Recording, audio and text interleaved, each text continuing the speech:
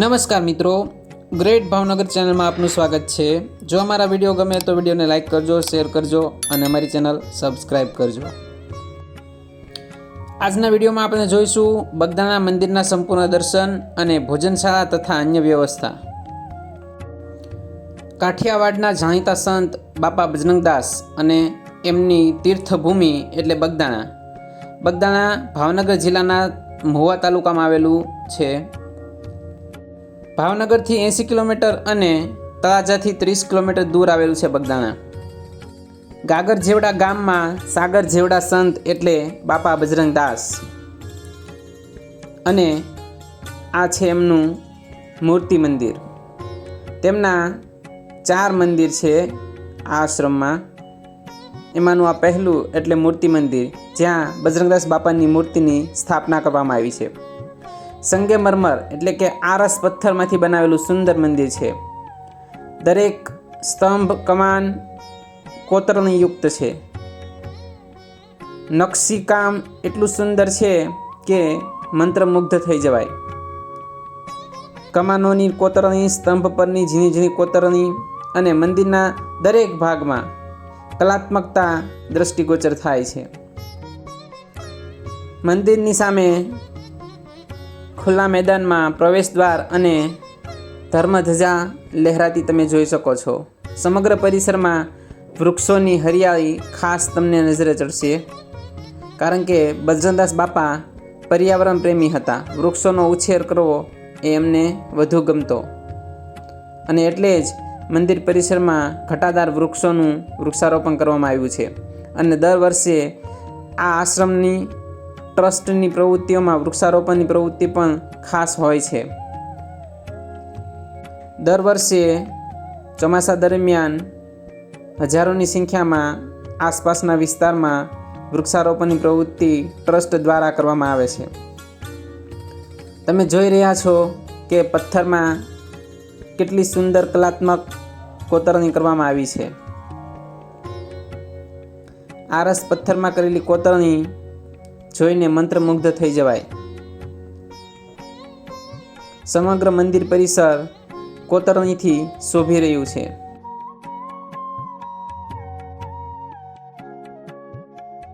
બાપા બજરંગદાસના મૂર્તિ મંદિરમાં ગુંબજમાં પણ સરસ કોતરણી કરેલી છે, જે તમે જોઈ રહ્યા છો।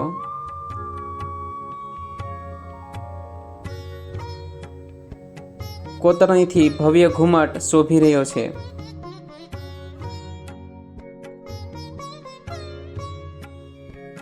મંદિર પરિસરમાં નજીકથી મોબાઈલ વિડીયોગ્રાફી કરવાની મનાઈ હોય, બાપાના દર્શન તમે નજીકથી નહીં કરી શકો, તો આપણે તસવીરમાં દર્શન કરી લઈએ।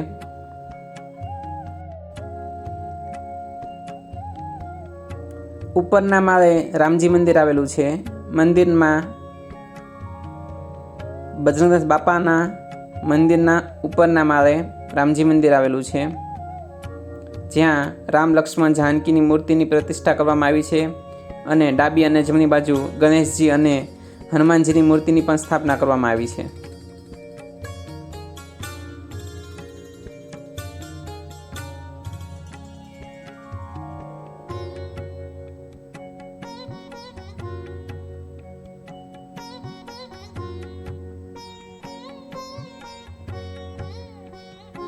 દિવાલમાં બારીની જગ્યાએ પથ્થરની જાળી કોતરણીયુક્ત મૂકવામાં આવી છે, જ્યાંથી તમે મંદિર પરિસરની બહારનું વાતાવરણ જોઈ શકો છો। હરિયાળી તરત જ દેખાઈ આવશે। તમે જોઈ રહ્યા છો મંદિરની દિવાલો પરની કોતરણી।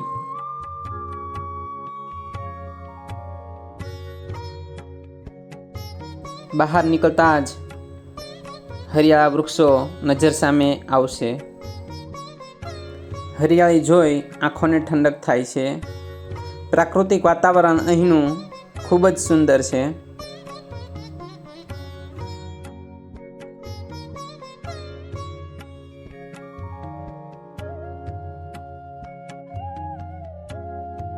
મંદિર પરિસરમાં બીજું મંદિર એટલે ગાદી મંદિર. ગાદી મંદિર એટલે આ જગ્યાએ દરરોજ બાપા બજરંગદાસ હરિભક્તો સાથે બેસતા અને વાતો કરતા, ભજન કીર્તન કરતા.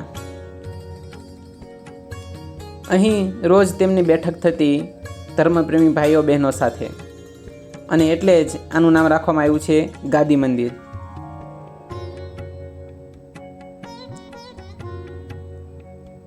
ત્રીજું મંદિર એટલે સમાધિ મંદિર, કે જ્યાં બજરંગદાસ બાપાએ સમાધિ લીધેલી, જેમની સમાધિ આ જગ્યાએ લીધી છે અને એ સમાધિ ઉપર આ મંદિર બનાવવામાં આવ્યું છે. આ છે બજરંગદાસ બાપાનું સમાધિ મંદિર. આ છે ગાદી મંદિરની પાછળનો ભાગ, જે ઓસરીમાં બાપાના દૈનિક કાર્યો થતા, અને અહીં તેમના વાસણો સંગ્રહવામાં આવ્યા છે. બજરંગદાસ બાપાએ ઉપયોગમાં લીધેલા વાસણો હજુ સુધી લોકોના દર્શન માટે રાખવામાં આવ્યા છે. તેમણે વાપરેલી વસ્તુઓ અહીં દર્શન માટે મૂકવામાં આવી છે.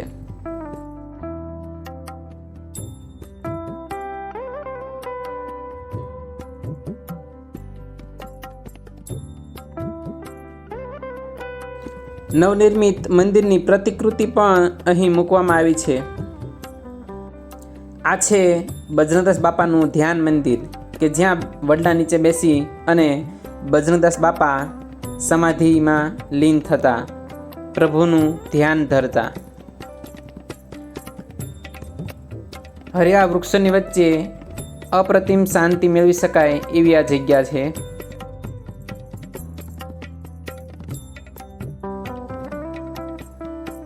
કાલ ભૈરવ દાદાની મૂર્તિની પણ અહીં સ્થાપના કરવામાં આવી છે અને નાનું મંદિર બનાવવામાં આવ્યું છે.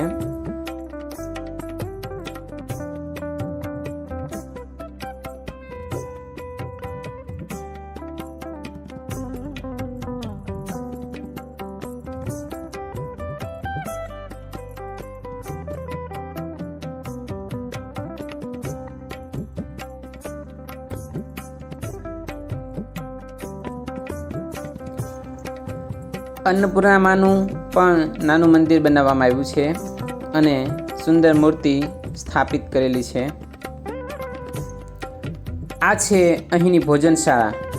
હમણાં ભોજનશાળામાં નવી સુવિધા ઊભી કરવામાં આવી છે. ધર્મપ્રેમી ભાઈઓ અને બહેનો નીચે બેસીને જમતા, એને બદલે હવે સ્ટેનલેસ સ્ટીલના ટેબલ મૂકવામાં આવ્યા છે, જેથી ધર્મપ્રેમી ભાઈઓ અને બહેનો એ ટેબલ પર બેસી અને આરામથી પ્રસાદ લઈ શકે. અને પ્રસાદ પીરસવાવાળા સ્વયંસેવકો માટે પણ સ્ટેનલેસ સ્ટીલના સ્ટેન્ડ અને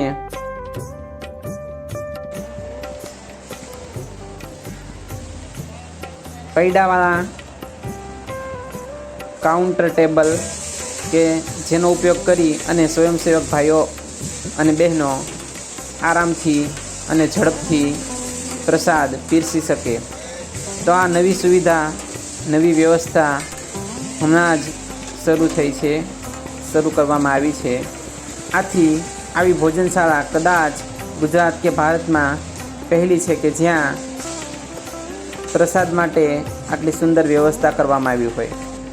અને આ ભોજનશાળાની એક વિશેષતા એ છે કે દરેક માટે સરખો પ્રસાદ અને કોઈ ભેદભાવ રાખવામાં નથી આવતો. અમીર હોય કે ગરીબ, કોઈ પણ જ્ઞાતિ જાતિનો ભેદભાવ અહીં પ્રસાદ માટે કે દર્શન માટે રાખવામાં આવતો નથી. દરેક માટે બજરંગદાસ બાપાના મંદિરના દ્વાર અને ભોજનશાળાના દ્વાર હંમેશા ખુલ્લા રહે છે. સર્વધર્મ સંભાવની ભાવના સાથે આ ભોજનશાળા 12 માસ અને દિવસમાં બંને ટાઈમ ધર્મપ્રેમી ભાઈઓ બહેનો માટે ખુલ્લી રહે છે. તો આપ પણ આ પવિત્ર ધામની મુલાકાત લેજો અને બાપાનો પ્રસાદ લઈ પ્રેમથી બોલજો, બાપા સીતારામ.